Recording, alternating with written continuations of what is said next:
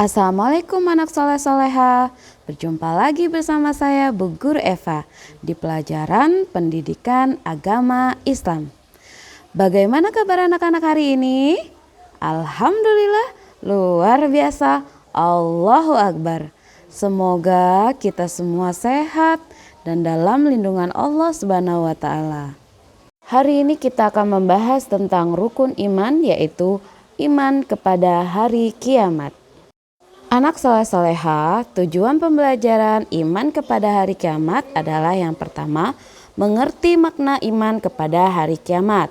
Yang kedua, meyakini adanya hari kiamat. Dan yang ketiga, memiliki sikap yang dipengaruhi oleh keimanan kepada hari kiamat yang tercantum pada kehidupan sehari-hari.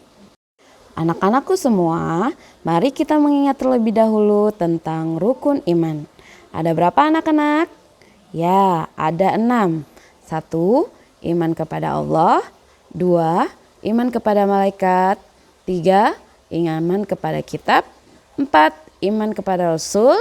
5. Iman kepada hari kiamat. Dan terakhir, iman kepada qada dan qadar. Anak soleh-soleha, yang akan kita bahas hari ini adalah rukun iman yang kelima, yaitu iman kepada hari kiamat. Sudahkah kalian membayangkan bagaimana sih hari kiamat itu? Atau kalian pernah mendengar cerita tentang hari kiamat? Nah, hari ini kita akan membahas secara bersama-sama tentang hari kiamat.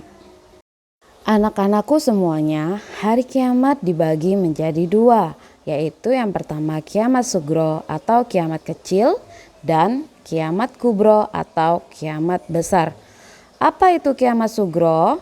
Kiamat sugro adalah berakhirnya kehidupan suatu makhluk, sedangkan kiamat kubro adalah hancurnya seluruh alam semesta. Anak soleh-soleha, ini adalah beberapa contoh kiamat sugro. Di antaranya yaitu orang meninggal, gempa bumi, tsunami, dan gunung meletus. Kejadian ini disebut kiamat kecil atau berakhirnya kehidupan suatu makhluk hidup.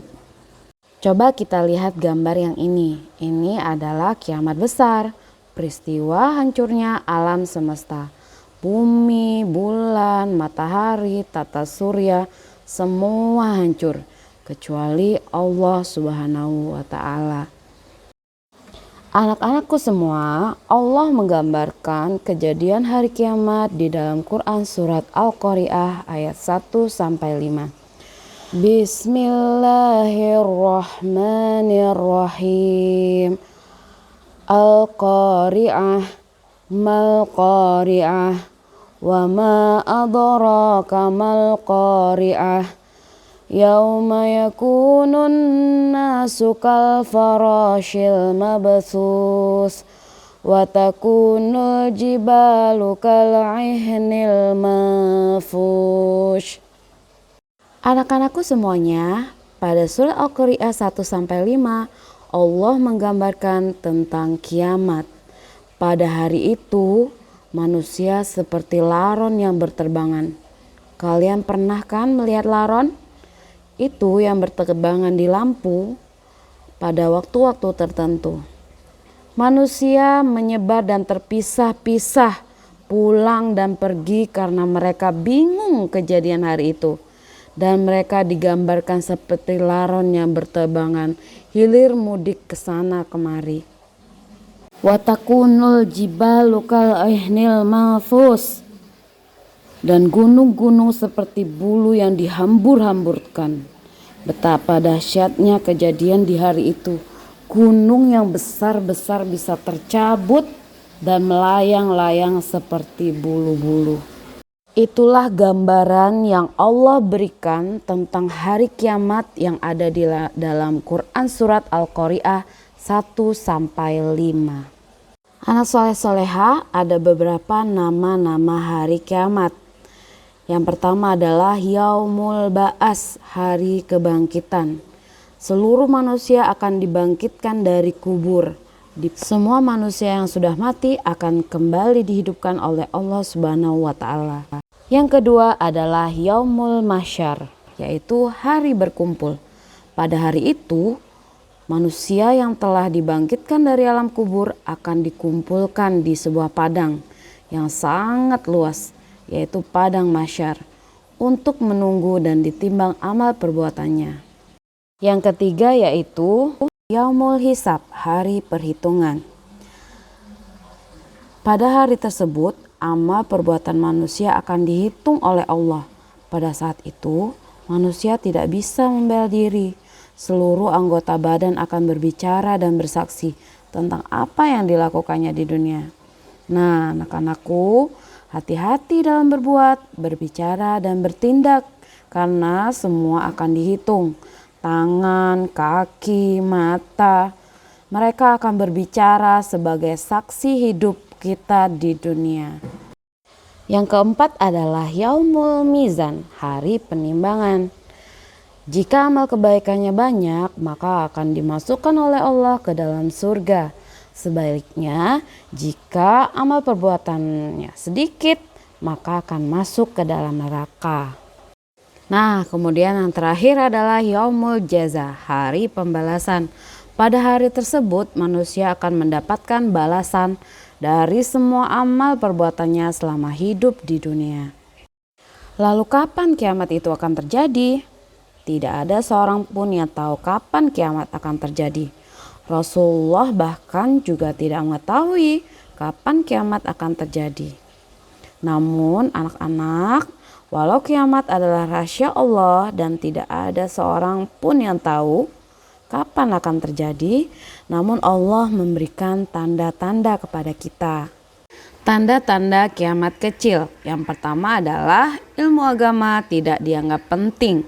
Yang kedua, minuman keras menjadi minuman sehari-hari. Yang ketiga, jumlah wanita lebih banyak dibanding laki-laki. Selanjutnya, banyak terjadi gempa bumi. Pembunuhan terjadi di mana-mana. Dan pria menyerupai wanita dan wanita menyerupai pria.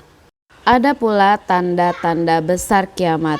Artinya, apabila tanda-tanda ini sudah terjadi, maka kiamat akan semakin dekat. Yang pertama adalah matahari terbit dari barat. Yang kedua, munculnya binatang yang bisa berbicara. Yang ketiga, adanya Ya'juj dan Ma'juj. Yang keempat, keluarnya Dajjal. Yang kelima, munculnya Imam Mahdi.